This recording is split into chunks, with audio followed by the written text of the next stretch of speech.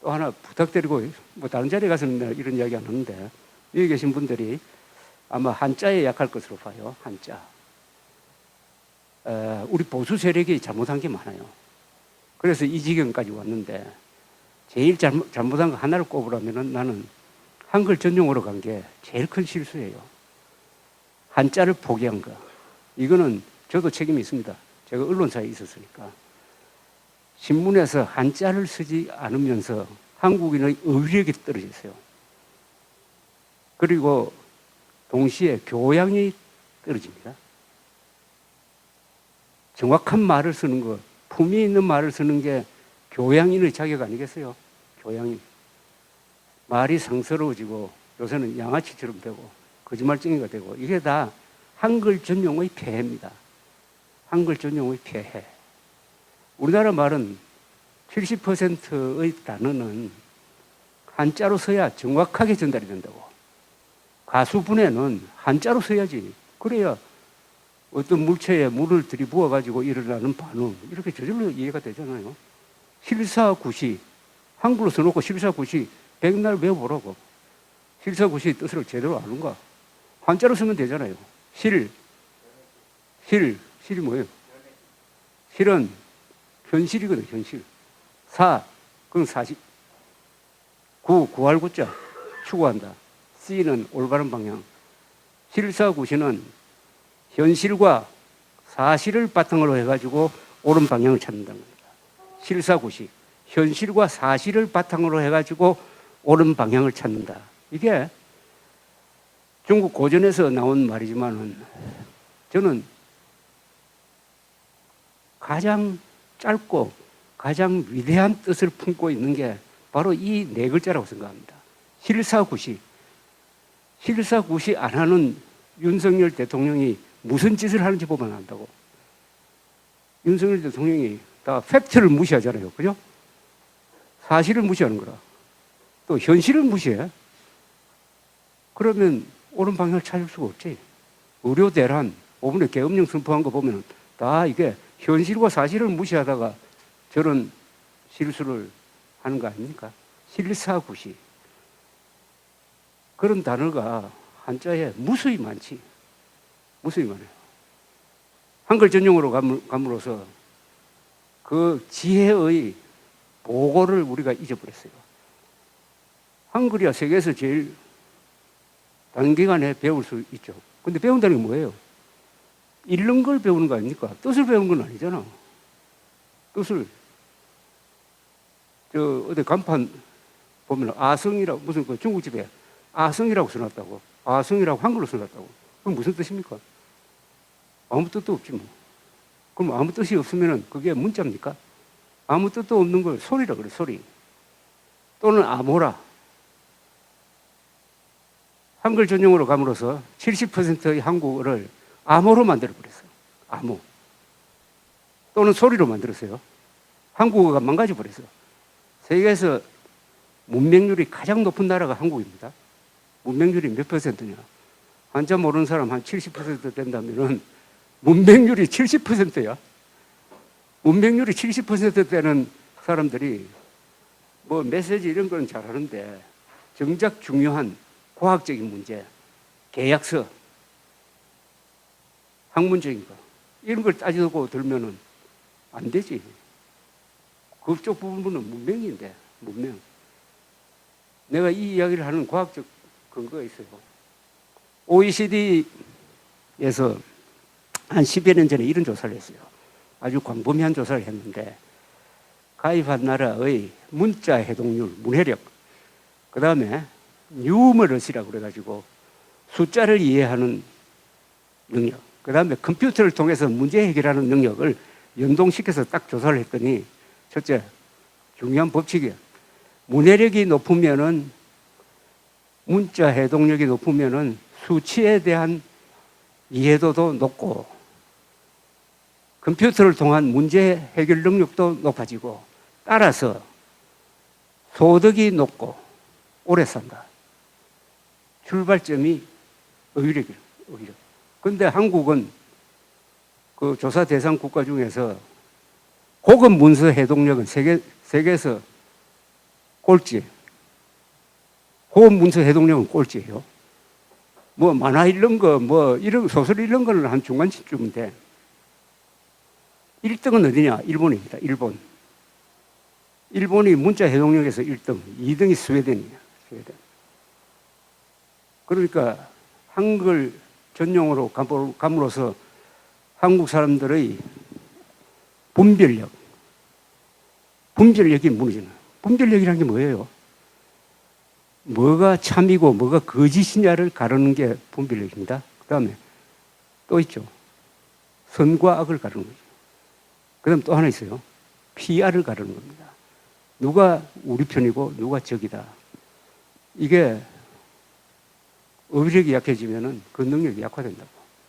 무엇보다도 언어가 상스러워지고 정확하지 않고. 이래 되면 어떻게 되느냐? 여러분, 인문학이라는 말 들어봤죠? 인문학의 세계가 뭡니까? 자, 문학, 역사, 철학은 한자 모르면 안 되지.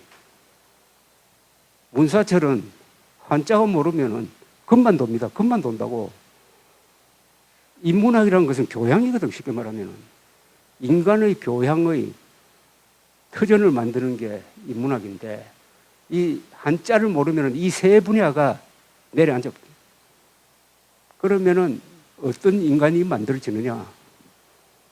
어떤 인간이 만들어지느냐? 분별력이 약한 사람, 교양이 없어가지고 말이 부정확하고 욕설을 많이 하는 사람, 그리고 무엇보다도 PR을 구분하지 못한 사람, 이런 사람이 되는 거거든요. 그런데 다행히 요새 AI라든지 뭐 컴퓨터 이런 게 나왔기 때문에 우리 시대처럼 한자를 그렇게 힘들여서 배우지 않아도 되는 시대에 왔으니까 이 문제를 어떻게 해결할 거냐 하는 겁니다. 그 다음, 나는 이게 가장 큰 문제라고 생각해요. 가장 큰 실수야.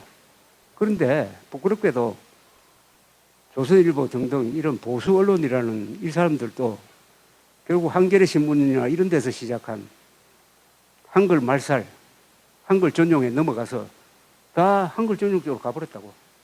왜 그러냐? 한글 전용으로 가면 편하거든. 편해요. 사람이 편한 쪽으로 가면은 그렇게 망가지는 수가 있습니다.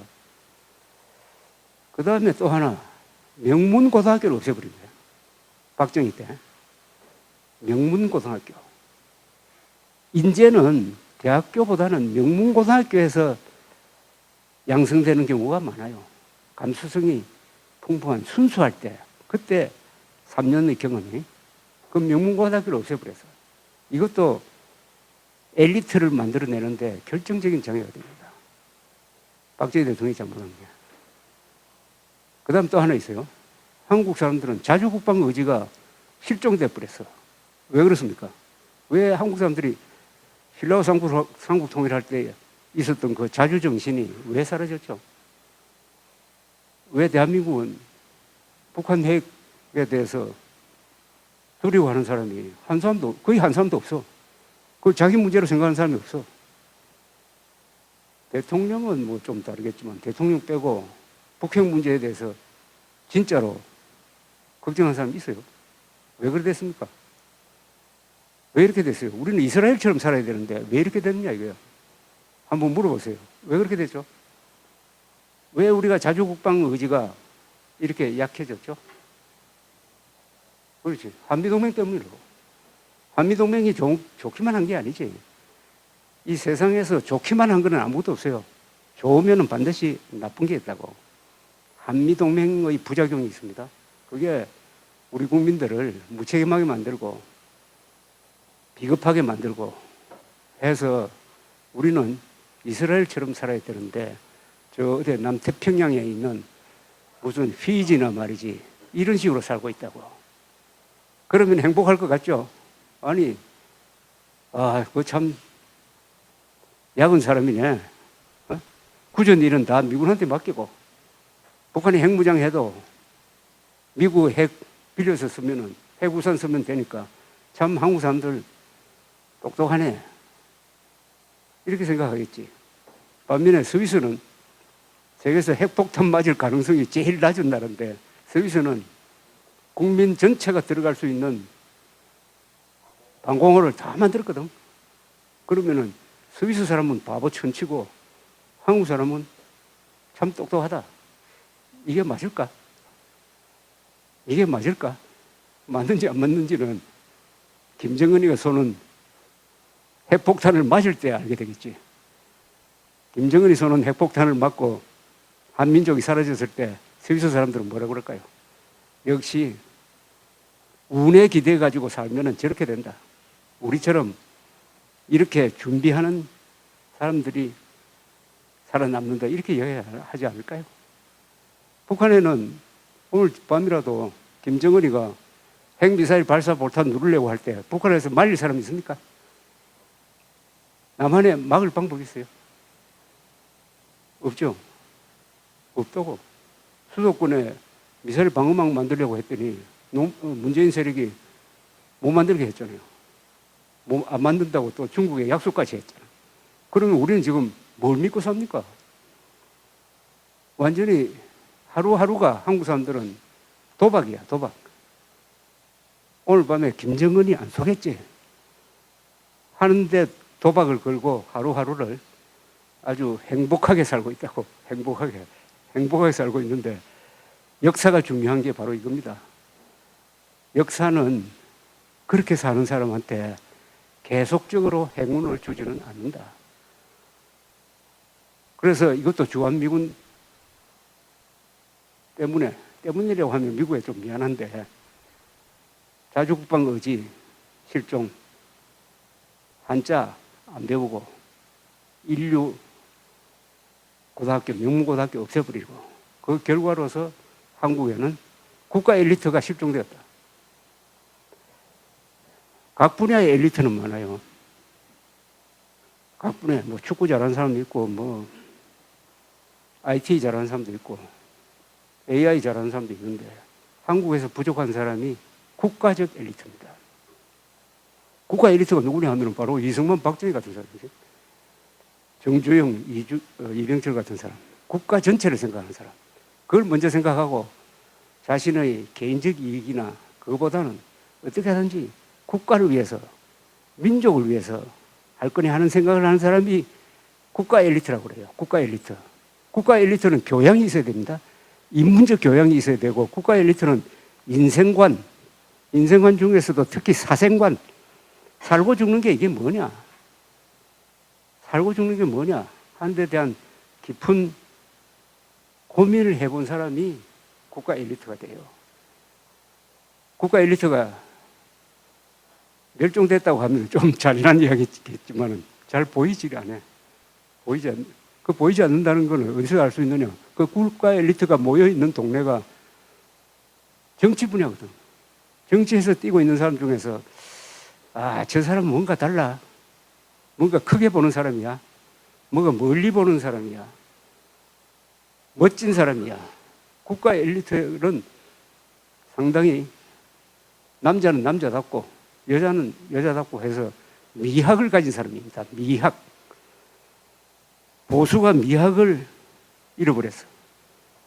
미학은 멋지게 보이는 거예요. 영웅같이 보이기도 하고 비장하게 보이기도 하고 장엄하게 보이기도 하고. 저는 박정희 대통령 전기를 쓸 때 이런 제목을 붙였어요.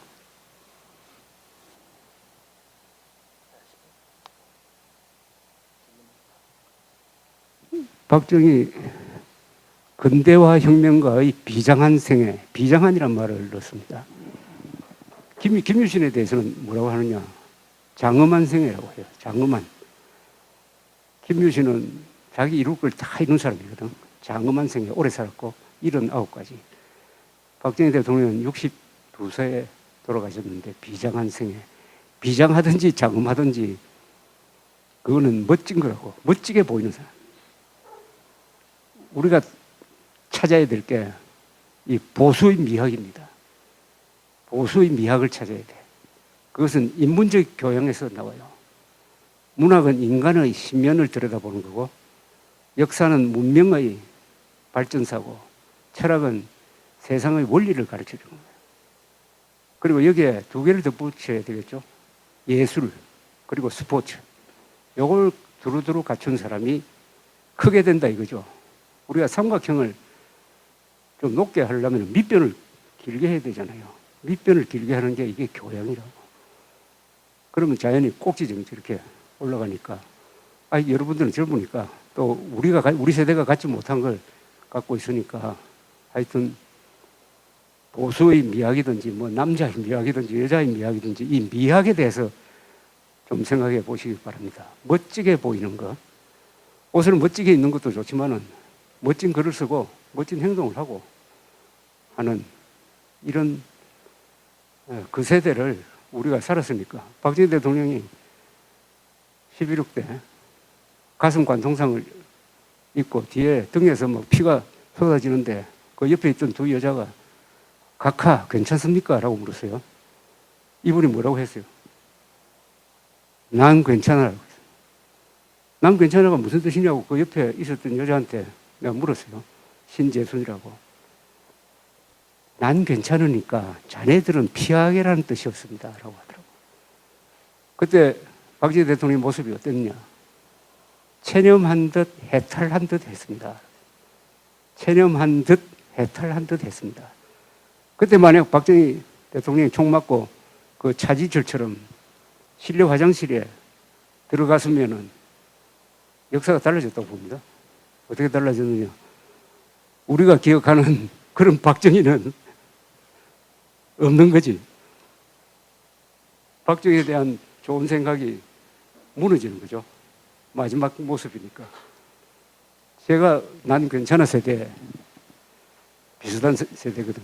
우리 삼촌 아버지가 난 괜찮아 세대였다고. 난 괜찮아 세대.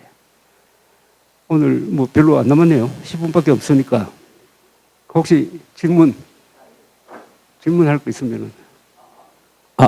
질문하기 전에 아까 저랑 사적으로 나누신 것들을 한번 공유하고 싶어가지고, 그 계엄군이 왜 성관위에 갔을까에 대한 거를 한번 제가 시작하기 전에 한번 같이 고민해보자고 잠깐 말씀드렸거든요. 그래서 그거에 대한 선생님의 생각을 한번 들려주시면 학생분들도 좀 도움이 될 것 같습니다.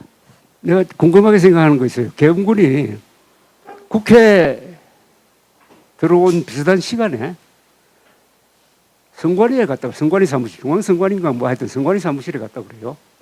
그 지금까지 미스테리야. 여러분들 한번 알아보세요. 선관위에 왜 갔을까요?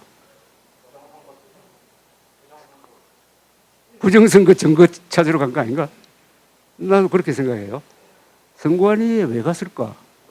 요새 부정선거 음모론자들이 윤석열, 김건희 두 사람 옆에 많이 붙어 있는데 그 사람 영향을 받아가지고 선관위 무슨 서버를 압수하면 거기서 어마어마한 부정선거의 증거가 나올 것이다. 그래서 이 판을 확 뒤집을 수 있다. 그런 이야기를 한 거 아닐까 하는 게, 그건 내가 지금 가지고 있는 그냥 순진한 기자로서의 의문이에요. 그거 한번 알아보시러. 더구나 이준석 개혁신당 의원은 부정선거 음모론자들하고 싸운 사람 아닙니까? 싸워가지고 어떻게 보면 이 보수를 지켜낸 사람인데 왜 선관위에 갔을까? 이 선관위는 언제 만들어졌느냐 하면은 1963년에 만들어졌어요. 61년에 60년에 4.19가 나가지고 부정선거로 이승만 정권이 무너진 다음에 선거를 공정하게 해야 된다 해가지고 중앙선관위를 헌법기관으로 만들어서 아주 독립시킨 다음에 지금까지 61년이 흘렀는데 조직적인 부정선거는 한 번도 없었다고. 그 뒤에 전두환 때도 박정희 때도. 그래서 한국의 선거관리는 정확하게 한다. 그래서 선거관리는 선거 결과에 대해서는 다 승복한다. 2022년 3월 10일 새벽에 20여만 표 차이로 윤석열 당선이 확정되기 전에 이미 이재명은 거기에 승복하는 연설을 했거든. 그리고 외국 기자들이 놀라더라고. 특히 트럼프에 비교해가지고. 이런 선관위라고. 그래서 음모론자들이 계속 선관위를 공격하는 것은 대한민국의 국제적 신인도를 낮추는 아주 나쁜 짓입니다. 그런데 그런 사람들의 영향을 받은 게 아닐까. 만약 그게 사실이라면 그건 심각한 문제지. 어떻게 보면은 계엄령을 핑계 부정선거 음모론자들 호기심 충족시키기 위해서 한 건지 아니면 의사들 때려잡기 위해서 한 건지 그래서 그것도 여러분들이 한번 알아보시고 컴퓨터 다 가지고 있으니까 그거 가지고 막 찾으면 거기서 뭐가 나올 겁니다. 그래서 개혁신당에서 한번 정식으로 문제 제기를 한번 해줬으면 어떨까 하는 그런 생각을 합니다. 또 질문 있습니까? 그래서 시간 관계상 한 분만 죄송하지만 한 분만 받도록 하겠습니다. 아까 손 드셨으니까. 예. 강의 잘 들었습니다. 기자님께서 그 영웅으로 김유신, 이승만, 박정희 등을 제시해 주셨잖아요. 그 기자님의 생각에 역사를 만드는 건 민중 쪽인지 아니면 영웅 쪽인지 어느 쪽에 더 가까운다고 생각하는지 궁금합니다. 그건 뭐 영원한 논쟁거리인데 톨스토이가 전쟁과 평화에서 쓴 그런 역사관은 이 영웅의 역할을 좀 상황을 더 이렇게 중시하는 그런 건데 저는 오히려 이 지도자의 역할을 좀 높게 보는 편입니다. 지도자의 역할이 특히 이 나라가 성숙되지 못하고 작은 나라일수록 발전이 좀 더딘 나라일수록 개인의 역할이 크지 뭐 그 결정적이라고 해야 될지는 모르겠지만 그렇게 생각해요.